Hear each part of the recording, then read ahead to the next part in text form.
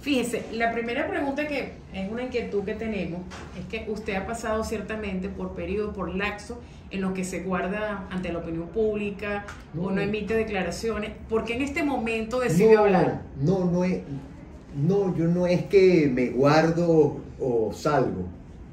Eso suena como un conde, no, no. Yo creo que hay otros protagonistas y hay que dejar que los protagonistas, cada ciclo, cada momento ha tenido unos protagonistas. El protagonista de este momento no soy yo. ¿Quién es? Bueno, yo creo que hay claramente una persona que tiene el mayor reconocimiento dentro de la oposición democrática en la que yo milito, que es María Corina, y después hay un candidato que elegimos, que no ha sido reconocido por la institucionalidad, por el CNE. Todavía hoy el CNE no ha puesto otra vez su página a funcionar. Imagínate el tiempo que ha pasado, o sea, de publicar los resultados, cne.gov.be. Te metes, está caída la página. Pero caída la página o activa la página, la verdad es una sola, que el 28 de julio fuimos millones de venezolanos que elegimos a Edmundo González. Ese es otro de los protagonistas. Y después estamos los que colaboramos en la causa.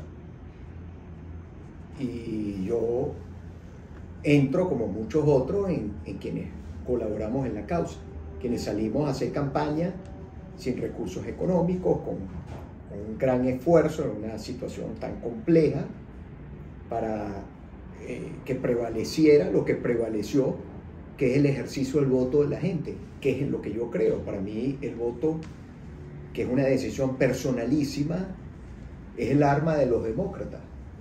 O sea, ¿cuál es el arma que tenemos los demócratas? Nuestro voto. Entonces, con eso te digo que no es un tema que uno sale o no sale, sino al final es un tema de protagonismo. Sí, siempre uno tiene la disposición de hablar. Claro, lo que yo creo que no solamente hay que hablar de mecánica política, hay que hablar también de los problemas de los venezolanos que están ahí, que no han mejorado.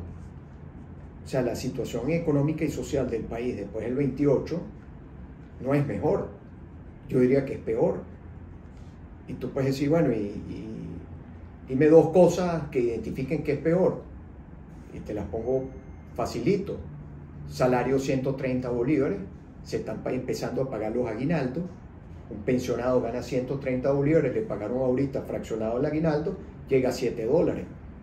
En un país donde el consumo está dolarizado, y cuando vas a ver los $7, te encuentras un dólar oficial casi llegando a los 40 bolívares, y te encuentras un mercado paralelo al que acude mucha gente por un problema de falta de divisa, que tienes que pagar casi 50 bolívares. ¿Y quiénes son los grandes perjudicados? Además de los que ganan en bolívares, ¿quiénes son los grandes perjudicados? La economía formal del país. Porque cuando tú vas a un automercado, y ese automercado es una cadena, y te dicen la cuenta en dólares, y tú le dices quiero pagar en bolívares, te sacan a la tasa oficial. ¿Y qué está generando eso? Por lo tanto, tú vas al mercado, yo voy al mercado, ¿qué te genera eso? Que empiezan a subir los precios, es decir, empiezas a golpear el bolsillo del venezolano con una inflación en divisa. Entonces, hemos estado en momentos de mucha mecánica política, que si España, que si aquí, que si allá, pero no olvidar que somos millones de venezolanos los que quedamos en este país y que la crisis económica y social nos golpea. O sea, no hay 28 millones de enchufados. Sí. Recordando el término enchufado. Sí, me gustaría precisar algo. Usted dice que ha estado trabajando por la causa, que Machado pues tiene el liderazgo opositor. ¿Usted la reconoce a ella como la líder de la oposición democrática? Sin duda alguna, sin duda. Yo aquí es que yo no sé por qué a veces hay como ese afán de ponernos a lo interno de la oposición entre reconocimiento y no reconocimiento. Ahora, una cosa es que tú reconozcas y otra cosa es que tú pienses que todo lo que diga algún liderazgo opositor tú tienes que estar de acuerdo. hay cosas con las cuales yo no estoy de acuerdo. ¿Cuáles, por ejemplo? Bueno, yo creo que hay que entrarle al 10 de enero. ¿Qué pasa si el 10 de enero el mundo no está en Caracas para juramentarse ante una Asamblea Nacional que preside Jorge Rodríguez? ¿Tenemos la intención de discutir los escenarios o estamos sencillamente en el voluntarismo que no se puede escuchar nada distinto a que sí o sí? Y los sí o sí no han sido buenos en el pasado. Y lo peor que nos pudiera pasar después del 28 de julio, donde fuimos millones de venezolanos que votamos por Edmundo González, es que se termine juramentando Edmundo González como un presidente en el exilio. ¿De qué nos sirve eso? Porque los simbolismos creo que no dejan de ser eso, simbolismo. Y nosotros los venezolanos necesitamos el realismo. Es decir, fuimos a unas elecciones, el gobierno se las robó. ¿Cómo enfrentamos este robo ahorita?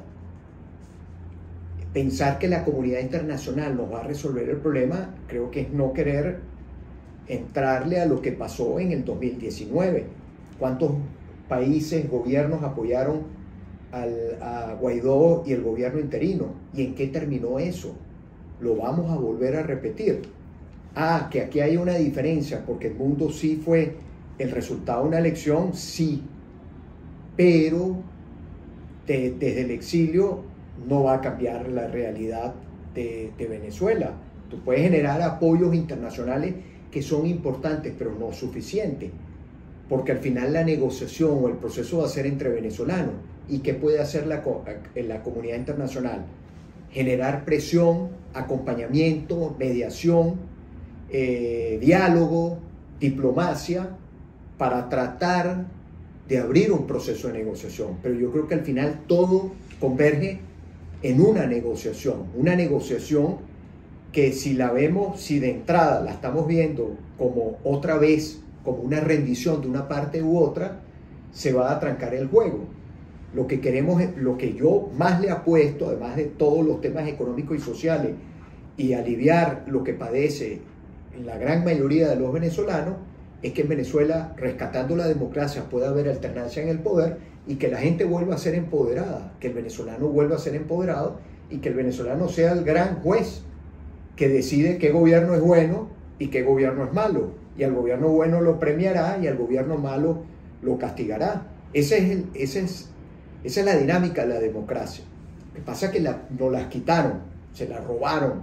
Y el 28 de julio se la robaron de la peor manera. Pero más allá del diagnóstico, que usted lo describe muy bien, ya estamos, creo que todos en el país. Y la claro, pero hay que hacer el diagnóstico sobre la realidad. Okay. Porque un mal diagnóstico, por supuesto, llevaría también a no lleva a una solución. Claro, yo escuché que usted dijo anoche que si usted tendría que decirle algo a Edmundo González, lo llamaría personalmente. Visto que a la fecha él sigue en España, luego solicitar el asilo político y que no hay ningún indicio que apunte a que él venga para acá en enero. Entonces, ¿qué propone usted concretamente? Que tiene además experiencia política. Bueno, yo creo que, como lo dije en esa entrevista también, ¿cuál es la solución de la crisis política de Venezuela? ¿Dónde está la solución? Mi opinión que es una negociación. ¿De qué tipo? ¿Cuál hubiera sido el escenario ideal? Una negociación antes del 28 de julio. No se dio. El gobierno no tuvo la voluntad. Creo que el gobierno pensaba que no nosotros estábamos convencidos que el país iba a votar por un cambio. Y el cambio lo representaba Edmundo González como consecuencia de lo que pasó con María Corina, porque María Corina tenía que haber sido la candidata, el gobierno le habilita y termina siendo una carambola lo de Edmundo. Y el país entendió, no pudiendo María Corina, votamos por Edmundo González. El gobierno pensaba que derrotaba a Edmundo González. Ellos hasta el último día pensaron que podían derrotar a Edmundo. Es decir, el cambio les explotó en sus caras. Y en vez de reconocer y respetar la soberanía popular, se roban la elección. Si hubiera habido una negociación y ellos hubieran tenido la voluntad para una negociación antes, probablemente estaríamos en otro escenario. No tuvieron la voluntad. Llegamos al 28, pasó lo que pasó, se roban las elecciones. Eso significa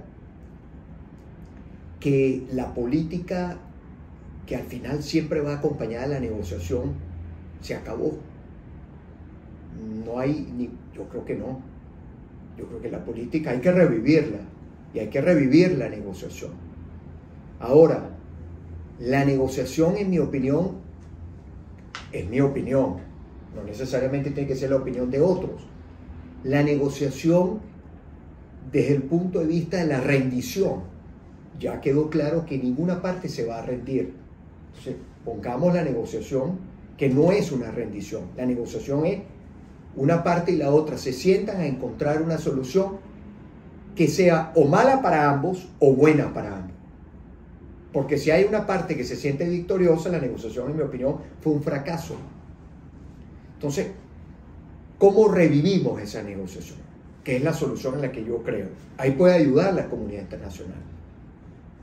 Ahora, lo ha hecho antes. Ahora el gobierno hasta este momento no da ni una sola señal de, está más bien en una puja interna del gobierno, en ver, están entre grupos del gobierno como queriendo, compitiendo a ver quién es más radical.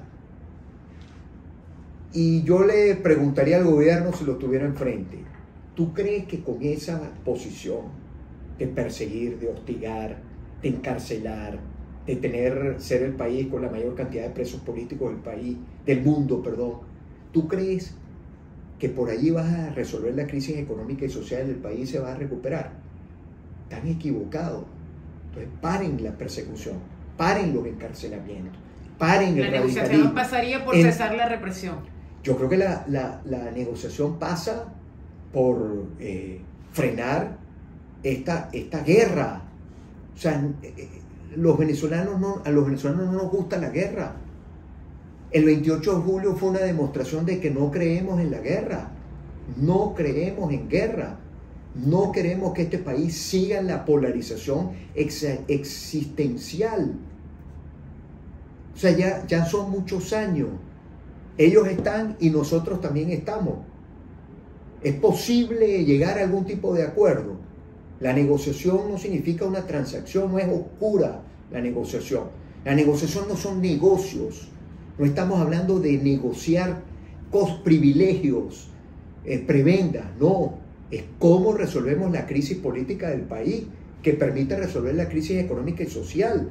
Porque además le diste un zarpazo a lo que es la base, la columna de nuestra propia Constitución, que es que el pueblo es el que decide. La soberanía reside en el pueblo, que la ejerce intransferiblemente. Es decir, cada venezolano no hay un venezolano que tenga 2 votos. Cada venezolano tiene un voto. Desde el presidente de la República hasta el que viva, en lo más lejos, en el pueblito más chiquito de Venezuela. Vale lo mismo su voto. No vale más el de un miembro de un partido o el de un ministro, presidente de algún poder. Entonces, el gobierno le dio un palo a eso. Eso es muy grave para todo, porque este no es el tiempo de las dictaduras, este es el tiempo de las democracias. Esta es una región donde todos prácticamente son países democráticos. Y para poder superar la crisis económica y social, no es emulando a Putin. Rusia es otra cosa. Nuestro ADN, en nuestra sangre, en la sangre de los militares, en la sangre de los civiles de este país, ¿qué corre? Democracia. Democracia. Porque con todos los imperfectos que puede tener la democracia, sigue siendo el mejor sistema, el mejor para reducir la pobreza, para reducir las desigualdades, para generar tranquilidad, para generar calidad de vida, para tener paz entre la gente, es la democracia. Claro, uno de los aspectos importantes de la negociación para Machado y por supuesto para toda la oposición es que se reconozca el triunfo de González Urrutia. Al día de hoy, ¿usted ve eso posible? Siendo que el gobierno no va a ceder en nada. Bueno, lo primero creo que hay que empezar a hablar y cada parte llevará su propuesta, su planteamiento, su posición. Pero hay que hablar, no seguir en la guerra. O sea, los extremos, tú sabes, Sofía, que yo no estoy en el extremo, no creo en los extremos. Yo estoy en el centro. Estar en el centro no significa no tener posición. El centro precisamente existe para combatir los extremos. Porque hasta ahora no he visto el primer extremo que gobierne bien, que lo haga bien, que sea libre, o sea, que promueva libertades. No lo conozco. Hay extremos de izquierda y extremos de derecha. Para mí ninguno es bueno. Entonces, hay gente dentro del gobierno que tenga una posición pro negociación, pro diálogo, pro hablar. Sí la hay. Ahora, en este momento... Que den un paso al frente. En este momento tienen algún peso. Pareciera que todos están afanosamente en ver quién es más radical. Ahora, yo le digo a mis compañeros de oposición, no podemos caer nosotros en lo mismo. Por eso es que si tenemos enfrente un régimen autoritario, nos convirtamos a la oposición también en un autoritarismo y disentir y tener diversidad de pensamiento. Eso no te hace ni colaborador del régimen, ni te hace cobarde, todo lo contrario. Yo creo que hay que ser valiente para decir lo que piensas y defenderlo, pero defenderlo con argumentos, no con consignas. Y por eso es que hay gente que no le gusta que yo no repito las consignas, porque las consignas para mí son un tema de campaña, pero las consignas para mí no son una estrategia. Y yo no estoy diciendo que hay que hacer pública la estrategia, porque las estrategias no necesariamente tienen que ser públicas, pero tiene que haber una estrategia. La hay. Bueno, yo no soy quien para responder esa pregunta, pero para mí que tú me digas que la respuesta es frente al no cuestionamiento, frente a la preocupación de qué hacer en un escenario como este, y tu respuesta sea una consigna o tu respuesta sea la descalificación, creo que poco abona en la búsqueda de una solución. Sí. Y a mí lo que me interesa, a mí como venezolano, ni siquiera como alguien que su vocación es la política, a mí lo que me interesa como venezolano es que el país pueda tener una solución y que esa solución sea democrática, no que sea una guerra. No estoy de acuerdo con las guerras, nunca estaré de acuerdo con la guerra. Para mí no hay guerra justificada, no estoy de acuerdo con las guerras. Fíjese, usted hablaba, hay dos cosas que no quiero que se me pasen. Esta negociación, el gobierno ha incumplido todos los procesos de diálogo y los acuerdos de Barbados, creo que hay muchas evidencias de ello. Pero recientemente, a través del presidente de la Asamblea Nacional, Jorge Rodríguez, se ha convocado un diálogo con las condiciones del gobierno de forma unilateral y además en el que ya se está trabajando en la reforma de todas las leyes electorales. ¿Qué pasa aquí? La oposición democrática no ha asistido a nada de esto. Eso es una puesta en escena. Y yo creo que Jorge Rodríguez se equivoca de repetir otra vez la puesta en escena. Ese diálogo es una puesta en escena. Absolutamente. Absolutamente. ¿Cuántos votos y cuánto apoyo tienen las personas de los sectores que están ahí sentados? ¿Cuántos votos y cuánto apoyo tienen? 2%. Ojo, yo no estoy diciendo que el 2% o el 1% no tenga derecho, que yo respeto las minorías. Y creo que la base fundamental de la democracia es precisamente eso, el respeto a las minorías. Eso es lo que hace fuerte la democracia. Mientras la democracia más respete a las minorías, más fuerte y sana será esa democracia. Pero tú no puedes ignorar a la mayoría de la oposición, que además hoy es la mayoría del país. Entonces, ¿de qué te sirve esa puesta en escena? ¿Con quién estás? ¿Te interesa conversar? Porque va a haber unas reformas a las leyes. Ajá, ¿es una puesta en escena o tienes interés en escuchar otras opiniones? Ahora, si tú tienes interés en escuchar otras opiniones, no es una puesta en escena. O sea, no es ir a sentar para tomar una foto, sino es, así como hubo compañeros que fueron al tribunal, bueno, ¿estás dispuesto a escuchar los aportes que la oposición democrática esté dispuesta a hacer. ¿No la quieres recibir? Te la mandamos por correo. Pero yo creo que es muy importante, si tú hablas de cambiar las leyes, la forma en que la gente va a expresarse, de las leyes electorales en el país, que probablemente eso traiga después una reforma constitucional, tú tienes que oír a la otra parte, que además es mayoría, porque el gobierno sabe que ganamos las elecciones. Pero hay un aspecto importante aquí. Usted dice que es una puesta en escena, pero esas leyes regirían eventualmente, por ejemplo, para sobre todos. las elecciones regionales y para todo. Si ellos incluso van a condicionar, es lo que han dicho, la participación de las organizaciones políticas en atención a que a su vez intervengan en este proceso. Bueno, si tú quieres llevar a la gente al liderazgo, los partidos arrodillados a un proceso electoral, eso no es democrático.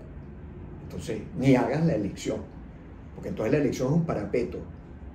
Y con eso lo único que vas a hacer, Sofía, es seguir profundizando la crisis política. Y si profundiza la crisis política, lo económico y lo social no levantan. Entonces el gobierno, al final la decisión la tiene que tomar el gobierno. ¿Quiere que esto sea Nicaragua o quiere que esto sea una democracia? ¿Quiere que esto sea como a quienes presentan como sus socios?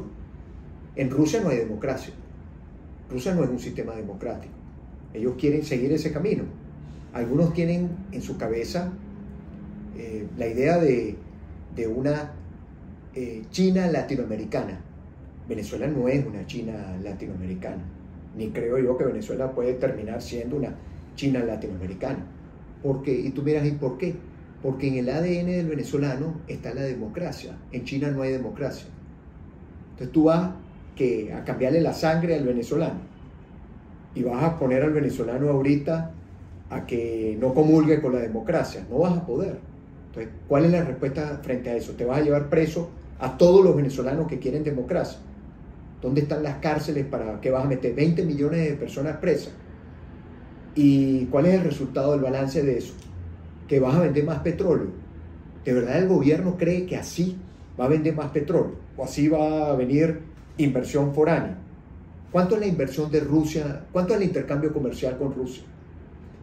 Si el intercambio comercial con Rusia fuera tan grande, tan generoso, ¿por qué la empresa más importante que le genera los ingresos al Estado venezolano es una empresa norteamericana?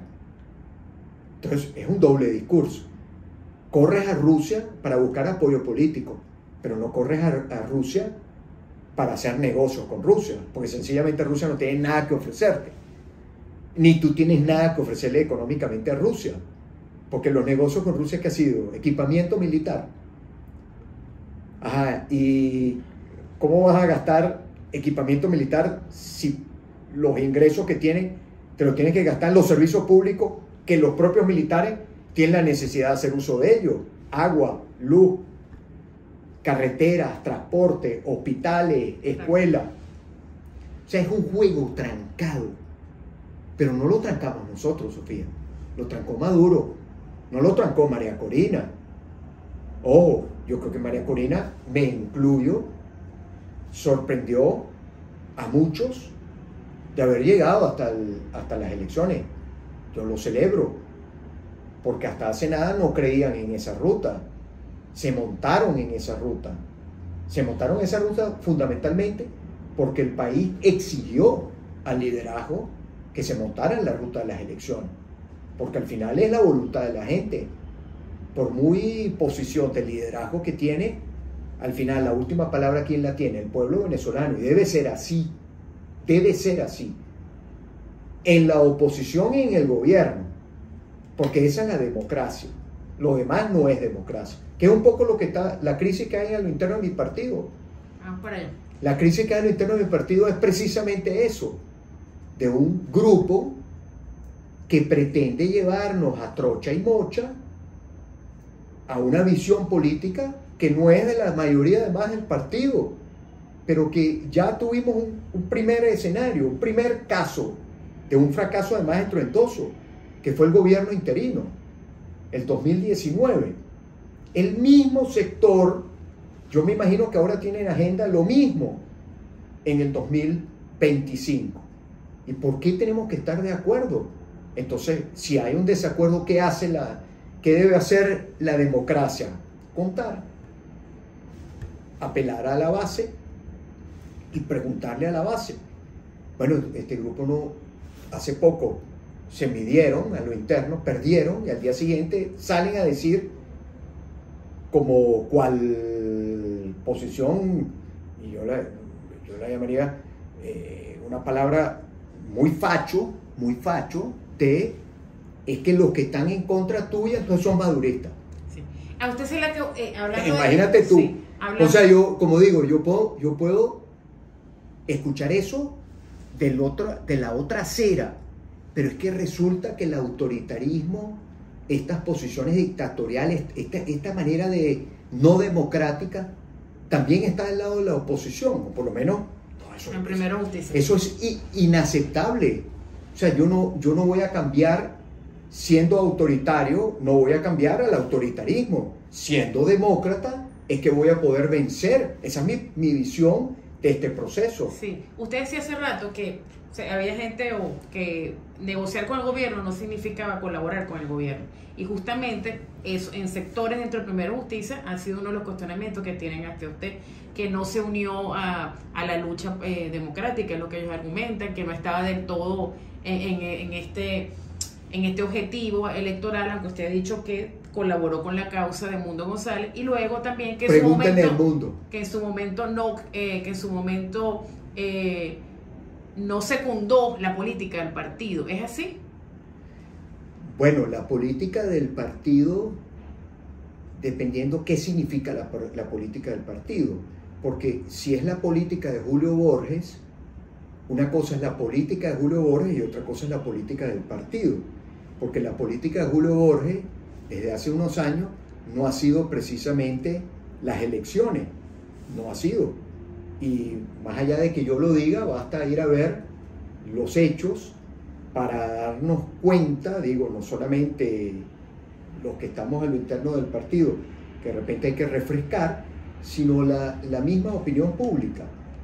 O sea, de qué pasó en el año 2018, qué pasó en el año 2019, qué pasó en el año 2020, 2021. Mira, nosotros tenemos un alcalde preso de la segunda ciudad del país, Maracaibo, Rafael Ramírez. Hay gente dentro del partido que hizo todo en el 2021 para que Rafael Ramírez no fuera electo, porque estaban en contra. ¿Entre ellos Julio Borges? Absolutamente, porque estaban en contra de las elecciones, porque no creían en la ruta electoral, porque son los que creen que la teoría de la máxima presión, que va acompañado, Sofía, de sanciones a los venezolanos, porque al final se empezaron con el tema de las sanciones personales, que es una cosa, y otra cosa son que tú dejes a la gente sin gasolina, o que dejes a la gente sin posibilidades de traer, porque el tema de la corrupción es otro debate. O sea, si hay corrupción en el gobierno hay que combatir la corrupción. Pero lo que tú no puedes es agarrar digamos, el país tiene que traer unos repuestos de afuera y al final le das alimento al discurso de Maduro, que es la excusa. Bueno, no podemos hacer esto por el tema de la sanción. Entonces, ese sector que no cree en la elección, pero que como te digo, para el año 2021 hicieron todo para evitar que la elección resultase, o sea, querían que fuera un fracaso, y terminan ahorita regañadientes, pero simplemente por una circunstancia. Entonces, ¿qué hacemos? ¿Seguimos callados?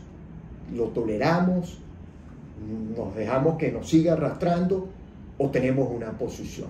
Y yo creo que hay que tener una posición y valientemente defenderla. Claro, ahí donde, como no quieren entrarle al fondo, te vienen con el cuchillito de cartón, que es que el problema interno es los que defienden el 28 de julio y los que quieren pasar la página. Eso es simplificar el problema interno. Absolutamente. Eso es echarle tierrita a que no haya una discusión de fondo. ¿Desde cuándo ríndeme cuentas, ríndele cuentas a la directiva, ríndele cuentas a la base del partido. Pero no solamente estoy hablando desde el punto de vista económico, sino de las acciones políticas. Entonces pareciera que también es un afán de que es que la negociación, como Julio Borges fracasó en su negociación en el año 2017, con el cuento ahora te vienen con el cuento de que fue un acto heroico, de valentía. Cuando estaba en la Asamblea Nacional. En el 2017, que fracasó la negociación en República Dominicana. Él dijo que fue coaccionado por el gobierno en ese momento, fue lo que dijo recientemente. Bueno, yo creo que Julio Borges estaba claro, uno se viene a enterar después, porque además nunca ha sido transparente, de que el plan no era terminar en una negociación. Que eso el gobierno lo dice, entonces si otro lo dice, entonces estás secundando el discurso del gobierno. Mira, yo no sé cuál es el discurso del gobierno, ni me interesa el discurso del gobierno. A mí lo que me interesa es la verdad. ¿Qué pasó en la negociación del 2017? O sea, ¿cuál era? ¿O era un plan para que no fuéramos a las elecciones en el 2018 porque se estaba ya gestando el 2019 todo este tema de un gobierno interino, porque al final no eres honesto y no le dices a la gente que no crees en las elecciones, sino crees en otro plan, tienes otro plan? Entonces yo creo que eso es más honesto. Yo sí creo en el poder del voto. Que el gobierno se lo roba no significa que yo deje de creer en la decisión personal que tiene derecho cada venezolano. Es un tema al final, de que no quieres discutir el fondo. Fíjese, le hago una pregunta. No quieres discutir el fondo. Entonces pretendes colocar esto poniéndote detrás de María Corina, en que esto es como un sector que no quiere reconocer el liderazgo de la oposición, un sector que está nostálgico. Esa es la típica manera de huir hacia adelante. Y eso acompañado, Sofía, que eres periodista, de una guerra sucia. Ahorita, justo llegando, otra publicación de una supuesta reunión con padrinos. ¿Quién está detrás de eso? Julio Borges. Ahora, yo me voy a quedar callado. ¿Por qué lo asegura? Porque le conozco el estilo, porque tengo 20 años en el mismo partido político, porque le conozco las costuras, porque no es la primera vez que lo hace, porque ha enfilado en su manera muy cobarde, siempre detrás, o sea, oscura, ha enfilado contra todos los líderes de la oposición, incluyendo a María Corina, contra todos. Busca cada partido, todos han tenido un momento donde Julio Borges les ha hecho guerra sucia, porque no comulgan con su política. Por ahí han pasado todos los jefes de partido. Tú me los vas nombrando uno a uno y te digo, víctima de Julio Borges y su guerra sucia. ¿Ustedes de cuándo no lo Que tú sabes que hay portales pagados, tú sabes que hay opinadores, entre comillas, para desprestigiar. Desde hace un tiempo. ¿Cuánto tiempo? Porque yo creo que hay un momento en la vida donde tú cortas una relación cuando la relación deja de ser transparente. No. Pero una cosa es dialogar, poniendo las carticas sobre la mesa y cada quien teniendo claro, como dicen, transparentemente, y otra cosa es seguir en una situación de una complicidad sin querer. Yo tengo varias inquietudes sobre el tema primero. O sea, llegamos al llegadero. Sí, ya llegaron al llegadero. Irreconciliable. Mira, yo te diría que es que en la manera de hacer política, exacto, porque para mí en la política no vale todo. Para mí en la política debe haber principios, para mí en la política hay moral, para mí en la política hay ética y para mí en la política hay límite. Que el gobierno no los tenga, yo no me quiero parecer al gobierno. Ahora, sin duda alguna, hay mañas y cosas malas que se pegan. Ahí está el resultado. Y yo bien lejos con eso. Porque si le hago oposición al gobierno por esa manera de hacer política y esas prácticas que terminan siendo antidemocráticas, puede estar alguien al lado mío. Y si tiene las mismas prácticas, también le voy a hacer oposición. Y también lo voy a denunciar. porque creo que quedarme en silencio no puede ser la solución, sobre todo para proteger el partido, para proteger la militancia, para proteger la dirigencia. Hay gente que se pierde en el camino. Y el peor error desde la posición que yo tengo y del respeto que tengo de mucha gente a lo interno es que yo volteara para otro lado. Y tuvo una expresión, además, reciente, que fue en la salida de Edmundo González. El linchamiento al cual fue objeto un compañero del partido, Eudoro González, que lo linchan mediáticamente en España y después vinieron a pretender lincharlo aquí y votarlo del partido. Pero las gestiones que habría hecho él para la salida de Edmundo fueron discutidas, fueron conocidas por Primero Justicia. Fue solicitado por Edmundo González, Sofía. De manera particular. Personal. Y lo que yo no puedo estar de acuerdo es en ser injusto, y si tú, Edmundo González, llamas a Eudoro y Edmundo González tú le reconoces su salida, la respetas, la valoras, lo apoyas, le das respaldo, no puede ser que tú linches y expulses a una persona que de manera, por solicitud personal de Edmundo González, vino a ayudar a Edmundo González.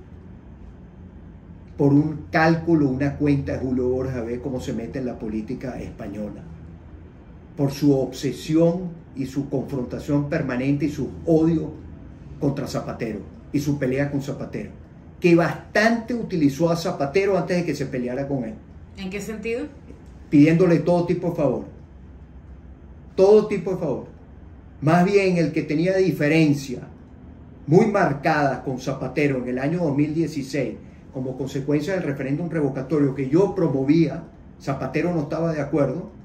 Quien tenía cercanía con Zapatero, yo no tengo cercanía con Zapatero, pero no estoy obsesionado, ni tengo odios, ni hacia Zapatero, ni hacia nadie que yo crea o piense que de repente puede ser útil en tratar de, porque mucha gente ha acudido a Zapatero, entre ellos Edmundo, es una persona que de repente puede servirte, así sea hasta de mensajero, que por un cálculo tuyo querer meterte en la política española, bueno, es lo que prevalece.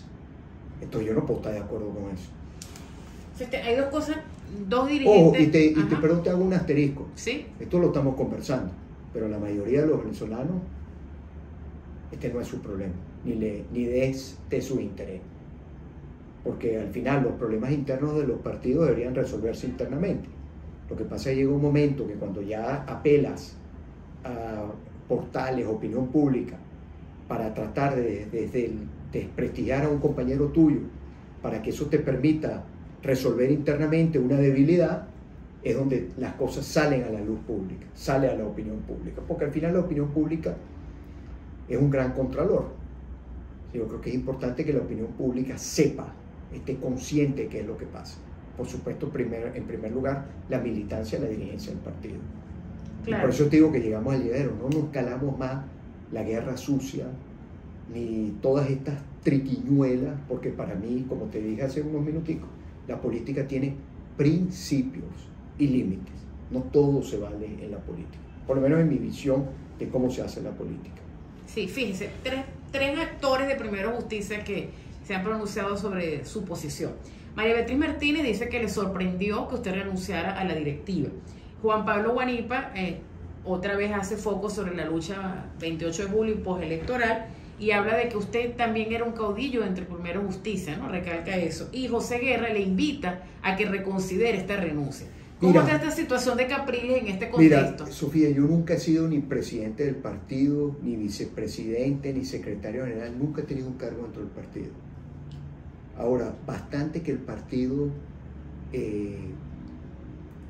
pero sin tener cargo era caudillo. Bueno, si tú no tienes un cargo dentro del partido, ¿cómo ejerces como caudillo? O sea, si eres un militante, ¿cuándo has visto tú que un militante es caudillo dentro de un partido? Pero tampoco era un militante, un simple militante. No era un simple militante, miembro de la directiva, pero las decisiones del partido no las tomaba yo. Yo era parte de un cuerpo colegiado donde, creo yo, se discutía, se debatía y se trataban de construir consenso. Como los consensos dejaron de ser, en mi opinión, lo que le conviene al país y a la gente, y pasó a ser más importante la agenda de Julio Borges y sus intereses que los del partido y los de los venezolanos, es que viene esta fractura. Porque al final, ¿cuál es la razón de ser de un partido? La razón de ser un partido es resolver con vocación de poder, llegando al poder, resolver los problemas de la gente, no resolver los problemas de la directiva del partido. Entonces, creo yo que bastante, incluso quienes mencionan, bastante hicieron uso de mis campañas presidenciales, de mi trabajo como alcalde, de mi trabajo como gobernador. ¿Cuánta gente se acercó a Primero Justicia por las campañas presidenciales? Entonces, tablas, como dicen, no es un tema de tablas. Yo lo que creo, a mí el balance que yo saco de esto es que al final los liderazgos para conducir un partido, creo que tienes que sudarte la camiseta. Y creo que cuando hicimos el proceso de reorganización a lo interno del partido, creando presidencias, vicepresidencias, presidencias por aquí, por allá, al final tratábamos de resolver por esa vía un problema ya interno que había de visiones. Yo creo en la ruta electoral. Julio Borges no creía en la ruta electoral. Yo creo que es un error debilitar el tejido social. Julio Borges se sentía orgulloso de todas las sanciones que lograba, estaba como obsesionado buscando sanciones, porque él creía que las sanciones iban a sacar a Maduro del poder, y lo que hicieron fue todo lo contrario. Lo que hicieron fue darle narrativa, fortalecer digamos, ni siquiera fortalecerlo, atrincherarlo y debilitar a la oposición. Y cuando tú vas a ver la evaluación de los venezolanos sobre el tema de las sanciones a temas sectoriales, tú te das cuenta que la gente está en contra de eso. Bueno, eso poco le importa, porque al final hay un liderazgo a lo interno del partido que poca conexión tiene con la gente. En estos días me llamaba de España y me preguntaba por Julio Borges. Yo le decía, ¿cuándo has visto tú a Julio Borges reunido con la diáspora? Tiene varios años fuera del país. ¿Cuándo lo has visto ayudando a gente con problemas de papeles, ayudando a gente en su situación personal en el sitio donde vive? ¿Cuántos años pasó Julio Borges en Colombia? ¿Cuándo lo viste tú conversando con los muchachos que trabajan en las entregas de comida, que casi todos son venezolanos? ¿Cuándo lo viste? ¿Cuándo? Más allá de una declaración por aquí o por allá. Entonces es simplemente un liderazgo distante a la gente. Hay otros dentro del partido que yo te digo, pero no lo personalizo, sino te digo dirigentes en las regiones, en los municipios, que todos los días salen a darle la cara a la comunidad. Pero sí, que pues tú los ves, Sofía, montando una sopa por aquí, montando un arepazo por aquí, pariendo por aquí, poniendo en sus redes sociales, busca un medicamento para entregárselo. Ese es el trabajo social que la mayoría de este partido, cuando decidimos fundarlo, era su vocación. Entonces, volviendo al tema, creo que la reorganización, pensábamos que poner a alguien allí iba a ser la solución, y lamentablemente terminó siendo parte del problema. Porque si algo pudiera yo decirle a María Beatriz Martínez, es que María Beatriz Martínez, siendo la presidenta del partido, sobre la base de un consenso, lejos de ocuparse en tratar de generar una calma, distender, hablar, se ha convertido en ponerse de un lado. ¿Y el de Borges? Absolutamente. Pero ella fue impuesta por Borges. Por Borges, perdón. Fue producto de un consenso. Y el balance que yo hago es que es mejor siempre ir a una primaria, a una elección. Siempre.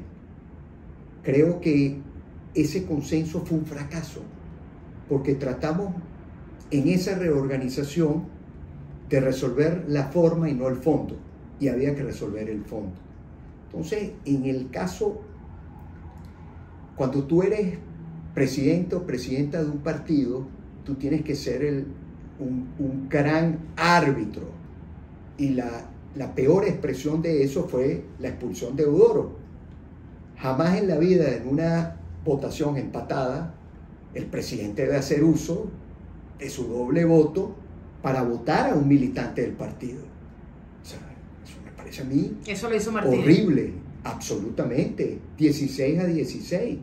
Hizo uso del voto doble para votar a una persona que había ayudado a Edmundo González a llegar a España, que era el deseo de Edmundo González, que días después Edmundo González agradece a todos los que le ayudaron a llegar a España. Y el único que estaba ahí era Eudoro y el embajador de España. El embajador de España fue simplemente en la embajada, que fue este proceso de que Edmundo pudiera irse para tener la tranquilidad que aquí había, se le habían robado, quitado con todo lo que ha sido el 28 de julio, cuántos insultos, cuánta descalificación desde el gobierno hacia Edmundo González, cuánto hostigamiento hacia el mundo. Entonces, mira, Sofía, un presidente o una presidenta tiene que ser ejemplo, pero en su práctica democrática. Y un partido político no es un colegio y tú eres la maestra y regañas a los alumnos. Un partido político no es grito, y un partido político tiene que manejarse de la manera más profesional, y entendiendo que en un partido político hay seres que piensan, y tú tienes que darle la oportunidad a la gente que piensa, que diga, que se exprese, no pretender con un látigo todo aquel. Ese es un mal ejercicio de la autoridad que al final hay que ponerle un freno. Entonces, el partido al final, para no quedarnos en el tema, ¿cuál es la solución, en mi opinión? Que el comité político del partido, que es la máxima instancia del partido, revise la conducción del partido y tome una decisión. Y esa decisión pasa por una votación, se expresarán, y habrá una valoración que hará el Comité Político Nacional si esta Junta ha fortalecido el partido, ha mejorado el partido o no. Porque además esto lleva tiempo mal. ¿Y usted cuándo se va a ir del partido, que tiene tanto cuestionamiento? El partido no es que... ¿Cuándo va a formalizar? Porque creo que de facto está fuera del partido. No, ¿o no? Es que al final es quién es el partido. Para mí el partido es su militancia, su dirigencia, y que es un colectivo muy grande. Entonces el partido no es Julio Borges no es el dueño del partido. Entonces tú me preguntas, pero ¿cuándo te vas a ir del partido? Yo te diría, ¿y por qué me voy a ir yo? O sea, ¿por qué si dentro de la casa los que pensamos similar somos mayoría, ¿por qué nos vamos a ir? Porque no somos los dueños de la llave de la casa. Pero que la llave es la llave. Pero ¿qué es lo importante de un partido? Su gente. Eso es lo que yo valoro del partido, su gente. Entonces, yo creo que hay que dejarle a la gente que decida. Esa es mi opinión. Si la gente decide que Julio Borges es el dueño del partido, bueno, entonces tiene que acatar la decisión de la mayoría del partido. Pero ¿y si la gente dice lo contrario? Que es Maduro también. O sea, tenemos un Maduro dentro del partido que va a desconocer el resultado del partido. Pareciera que tenemos un Maduro dentro del partido. Pareciera. Eso es aceptable para quienes tenemos años en esta lucha, que lo hemos arriesgado todo. Sofía, no es aceptable. La falta de democracia está del lado del gobierno. De este lado no se nos van a pegar los vicios, ni las conductas y prácticas antidemocráticas. No lo podemos aceptar. Sobre el tema de Primero Justicia... Ahí muere un partido político. Correcto. Sobre el tema de Primero Justicia en particular, tengo una última pregunta. Sí. Cuando las primarias conocimos de cuestionamientos que hicieron en algunos activistas o dirigentes regionales que usted no había hecho campaña, que estaba como quedado en este proceso de motivarse para el 22 de octubre la organización, y luego se produjo su renuncia. Mira, Sofía, cómo nos costó hacer campaña, incluso quienes cuestionaban eso y lo filtraban a tal cual les mandaron algunas filtraciones, son los que más pedían recursos económicos para hacer campaña. Para ponértelo sencillito, plata para hacer campaña. Y cuando le decía que plata no había, bueno, ahí viene esa práctica, que eso forma parte de las prácticas para de la guerra sucia. Las prácticas para destruir un partido. Si tú estás comprometido con una campaña, tú pones, mira, como lo hemos hecho, tú pones todo tu esfuerzo y jamás vas a un medio a tratar de perjudicar la campaña en la que anda. Hubo gente que desde el día 1 tenía otra agenda. Yo creo que, como te dije hace unos minuticos, yo creo que el problema de Primero Justicia es un problema que no le interesa al país. Pero lo que yo te digo es que en el año 2021 hay muchas cosas que han pasado que son muy graves y que las vimos nuevamente en la campaña, en la primaria. Yo me retiré y expliqué por qué me retiré. Ahora, mi retiro significó que no hubiera primaria, significó que no se eligiera un liderazgo, significó que no ganáramos las elecciones. Creo que no. Entonces, ¿me vienes a cobrar qué? ¿Qué me vienes a cobrar? ¿Me vienes a cobrar que no te di la plata para que hicieras campaña? Porque no había recursos económicos. Entonces creo que tienes otra agenda. Hay compañeros dentro del partido que su conducta es poco transparente. Hay cosas que han salido en los medios que lo único que deja claro en estos días, le escuchaba a Jorge Rodríguez haciendo un comentario de un chat interno del partido. ¿Cómo Jorge Rodríguez maneja esa información? Entonces tenemos infiltrados. Entonces la cosa es grave. Entonces, ¿qué haces frente a eso? ¿Te tapas los ojos o te preocupas y tratas de ver dónde están los infiltrados y si las garras del gobierno entraron dentro del partido? Que pareciera que entraron. Bueno, ya habían entrado antes, ¿no? Caso Brito. Claro, pero Brito se fue. Adiós. ¿No tendremos otro Brito dentro del partido en este momento? Yo creo que sí. ¿Quién? ¿O quiénes? Lo dejo hasta ahí. Está bajo investigación. Pero no tengas ninguna duda que en el momento que lo sepamos con las pruebas, yo no me voy a quedar callado, porque la política, como te digo, para mí en política no vale todo. Para mí la política tiene que ir acompañada de principios, de ética, de propuestas. Hay un rayado en la cancha. Estés en dictadura, estés en democracia, no es por el hecho. Aquello, por ejemplo, con el tema de la corrupción, que como el gobierno roba, entonces es tolerable que alguien de la oposición robe. Si ellos roban, algún día tendrán que enfrentar la justicia por lo que han hecho. Igual de este lado, Sofía. Aquí no es que todo se vale, y pareciera que para algunos todo se vale. Incluso destruir tu propia casa y destruir a tu propia dirigencia por tu agenda. Entonces, cada vez que salga algo que sea guerra sucia, que sea una falsedad, yo no tengo ningún problema. Hoy día es muy fácil salir a desmentirlo, como lo hice hoy. Hoy tuve que salir a desmentir una información publicada por el señor Julio Borges, falsa, que además mete a Henry Ramos Alú, mete a otro dirigente de otro partido político en esa noticia falsa, con el mismo cuentico entre los que quieren ir a las elecciones y los que no quieren ir a las elecciones.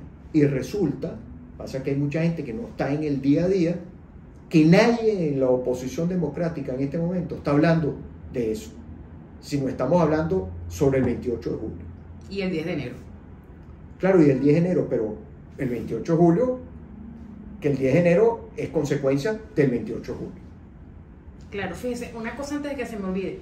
El fiscal SAC presentó un video del señor Pedro Guanipa, según el cual se habrían usado recursos de la alcaldía de Maracaibo para la campaña.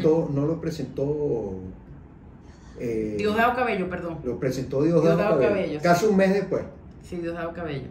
Casi un mes después que se llevan preso a Rafael Ramírez.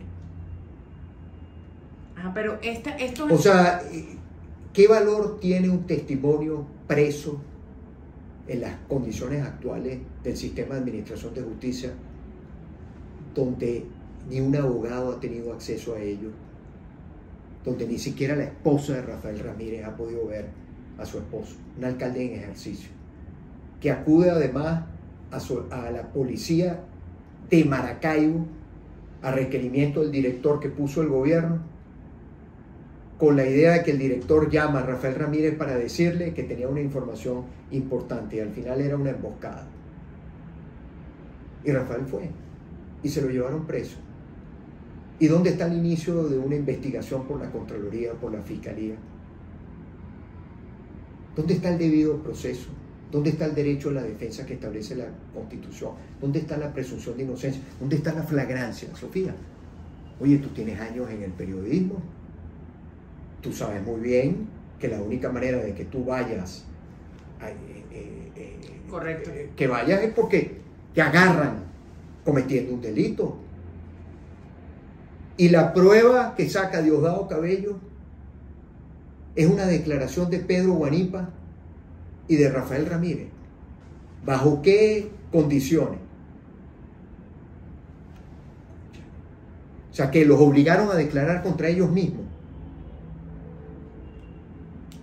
Esas son las pruebas. O sea, una persona presa, ¿en qué condiciones la obligan a declararse culpable? Esa es la nueva administración de justicia en este país, o la continuación ya de una película de terror que ha dejado como saldo 2.000 personas presas, mujeres, niños, gente de los sectores populares que lo único que hicieron fue ser testigos en las elecciones del 28 de julio.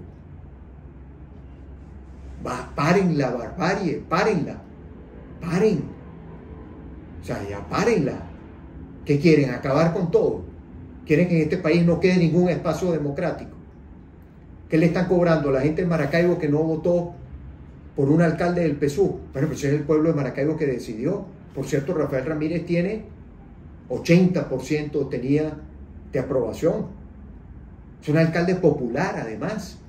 No era un alcalde impopular, un alcalde popular que no ha dejado de trabajar desde el día que lo eligieron, que les molesta, les da roncha. ¿Qué le cobran a Rafael Ramírez? Ser buen alcalde. ¿Dónde está? ¿Tienen prueba? Rafael Ramírez estuvo 2 semanas antes de su detención en la vicepresidencia de la República, reunido con Delcy Rodríguez. Lo estaban investigando. ¿Por qué no se lo dijeron? Mire, señor alcalde, usted no puede salir y tal, porque aquí hay una investigación, una denuncia en su contra. No, nada de eso. Supone que la investigación estaba en curso según eso, ¿no? Ajá, ¿y por qué no lo citaron a declarar? ¿Cuáles son las pruebas? ¿Por qué no lo citó la Contraloría? Cuando la Contraloría te está haciendo una auditoría, es un procedimiento. Van, te notifican un acta fiscal, te permiten hacer un descargo. No hay proceso. Nada. Esto es humillarlo. Humillarlo, enlodar todo. Tratar de hacer control de daño. De votación que han recorrido el mundo, ¿no? Pero sí. Ajá. Machado dice que no es el momento ya de mostrar las actas, sino de montarse en la juramentación de González Urrutia. Usted todo eso, ¿cómo lo ve? ¿Lo ve probable? Volvemos al principio, pero es que es algo que está latente. Yo lo que creo que tú tienes que prepararte para todos los escenarios y no convertir otra vez, porque el 10, el 11, el 12, el 13, el 14 vamos a persistir en respetar la soberanía y en que el país vuelva a tener democracia. a las elecciones les metieron un misil a las elecciones. Porque no se robaron unas elecciones donde el gobierno perdió por poco. El gobierno no ganó ningún estado del país. Ninguno. Perdieron casi en la totalidad 3/4 partes o más de los municipios del país. Parroquia, cifra similar. O sea, el país votó contra Maduro. Votó por un cambio y votó contra Maduro. Le metieron un misil, porque imagínate, se metieron el cuento, el hackeo, además de la peor manera, la manera más burda. Tú tienes un sistema, un tema electoral golpeado, absolutamente golpeado. Pero tú sabes que pasó, el país sabe que pasó el 28 de julio. El 10 de enero es una fecha que está en la Constitución. Lo que yo te diría es que hay que pasearse por todos los escenarios, pero para construir todos los escenarios, porque lo que hay que evitar a toda costa es una nueva frustración del país. ¿Que ya la hay? Bueno, yo no diría que hay frustración, yo lo que creo es que hay mucha indignación, pero de la indignación puedes pasar a la desesperanza, y de la desesperanza pasas a la resignación. ¿Nos vamos a resignar? No. Somos millones de venezolanos que queremos un cambio, y hay millones de venezolanos también fuera del país que también quieren cambio. Están en otras condiciones, que no están en el territorio y no están en esta difícil situación. Me refiero de toda la ola represiva de hostigamiento que hay contra todos los sectores democráticos del país. No solamente los partidos y el liderazgo político, sino también ONG, organizaciones comunitarias, sociales, o sea, periodistas, comunicadores, o sea, todo el mundo, sindicatos, porque es el peor rostro el que ha mostrado el gobierno. Entonces, lo que yo creo que hay que pasearse por todos los escenarios, pero comprometidos, persistentes, tercos, en que la lucha democrática sigue, tiene un objetivo, pero yo no circunscribiría todo al 10 de enero, porque, ay, si no se da el 10 de enero, entonces ¿qué? ¿Se acabó? No. Yo creo que hay que cuidar mucho el ánimo de la gente, sin desmentirle, y después sin olvidar los problemas que viven también los venezolanos. Porque fíjate, hemos tenido una conversación larga, pero son puros temas políticos. No nos metimos en los temas del agua, la luz, los apagones, etcétera, etcétera, la situación económica que vive la gran mayoría de los venezolanos. Y cada quien hoy está pensando en eso, en su día a día, cómo hace mercado, cómo busca otro trabajo, porque con el trabajo que tiene, o los 2 trabajos que tiene, no puede vivir. Entonces hay gente que tiene hasta 4 trabajos. Ahora, en algún momento tienes que descansar, en algún momento tienes que compartir con tu familia, tienes derecho a eso. Puedes tener 4 trabajos 7 días a la semana y trabajas 20 horas. ¿En qué momento duermes? ¿En qué momento ves a tus hijos? Pues eso le toca a mucha gente. Entonces, nosotros no podemos dedicarnos únicamente a lo que va a ser la comunidad internacional, el Senado, etcétera, etcétera, sino también la vida cotidiana de los venezolanos. Hacerle oposición a este gobierno. Nosotros estamos en la oposición todavía.